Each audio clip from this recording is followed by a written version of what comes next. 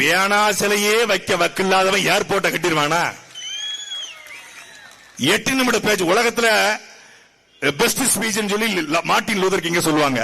அதுக்கப்புறம் உலகத்துல ஆக சிறந்த பேச்சு அந்த 3 நிமிட பேச்சு, எங்க அண்ணனோட 3 நிமிட பேச்சு. ஆமா, ஆபிரகாம் லிங்கனுடைய பேச்சு. அதுக்கப்புறம் உலகத்துல ஆக சிறந்த ஷார்டஸ்ட் ஸ்பீச் சொல்லுவாங்க, ஸ்வீட்டஸ்ட் ஸ்பீச். அது பேனாசலம் அமைப்புக்கு எதிராக கருத்து கணிப்பு கூட்டத்தில் அண்ணன் சீமான் பேசிய 3 நிமிட பேச்சு. 3 நிமிடம் டவுசர் நனைஞ்சிருச்சு. அன்னைக்கு காயப்பட்ட டவுசர்லாம் அப்புறம் போடவே இல்லை. ஜெர்மன் போயிருக்கு பேண்ட் போட்டுக்கிட்டு. ஏற்கனவே டெவலப் பண்ணிட்டாரமா. ஆகடா, ஏற்கனவே அபீரகத்துக்கு போயிருந்தா, ஆக சிங்கப்பூருக்கு போயிட்டு வந்து 7,000 கோடிகளை 7 நிறுவனங்களை கொண்டு வந்த அமெரிக்க தேசத்திற்கு சென்று கடந்த ஆண்டு 3,000 கோடிக்கு 3 நிறுவனங்களை கொண்டு வந்திருந்த. இப்போ ஜெர்மனிக்கு போயிட்டு வந்து என்ன ஜெர்மனை சுத்தி பார்க்கணும் தானே, சொல்லிட்டு போங்கப்பா. நாங்க என்ன கேட்கவா போறோம்? ஜெர்மனுக்கு போய் போஸ் கொடுங்க, சந்தோஷமா இருங்க. உலகத்திலேயே பேட்டரியில ஓடக்கூடிய சைக்கிளை மிதிச்சு ஓட்டின ஒரே ஆளு நம்ம அப்பா தான். எடுத்த நாள் முதல் இந்த நாள் வரை வண்டியை விடவில்லை, வாடகை தரவில்லை.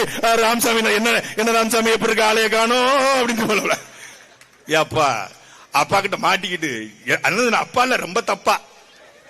இப்ப லண்டன்ல போய் பெரியார் சிலை, பெரியாருடைய ஸ்டாச்சு, பெரியாருடைய போட்டோ திறக்கிறாங்களாம். உள்ளூர்ல ஓணம் பிடிக்க முடியாதவன் உலக நாட்டுல போயிட்டு டைனோசர் பிடிச்சானா. அந்த கதையா இருக்கு உங்க கதை. அந்த ஹாலுடைய வாடகை 30,000 ரூபாய். 30,000 ரூபாய் கொடுத்தா ஜிபி முத்து தர சிலையை கூட அங்க திறக்கலாம். இந்த கூமாப்பட்டி ஏங்க கூமாப்பட்டிக்கு வாங்க அப்படின்ற அந்த தம்பி தங்கபாண்டிக்கு போட்டோ கூட திறக்கலாம். 30,000 ரூபாய் வாடகை. ஒரு மாணவர், ஒரு ஸ்டூடெண்ட்டுக்கு 8,000 ரூபாய்.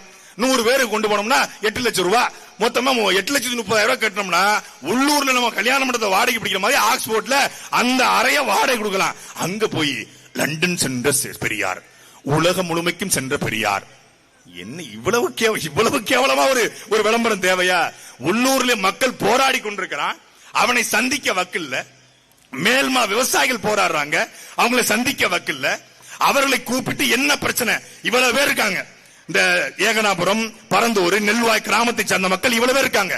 என்னைக்காவது ஒரு நாள் திமுக அமைச்சர், எத்தனை பேர் இருக்கீங்க, எத்தனை அமைச்சர், ஒருத்தர் என்ன பிரச்சனை உங்களுக்கு, ஏன் போராடுறீங்க, உங்க பிரச்சனைக்கு என்ன தீர்வு காணணும் அப்படின்னு கேட்கறது இல்ல.